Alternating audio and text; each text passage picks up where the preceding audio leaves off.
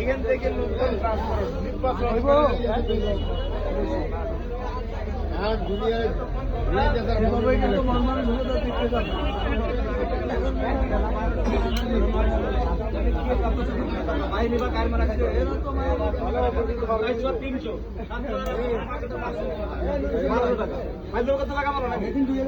দিলাম না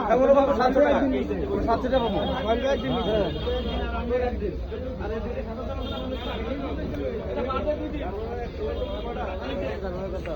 ও আলহামদুলিল্লাহ এদিকে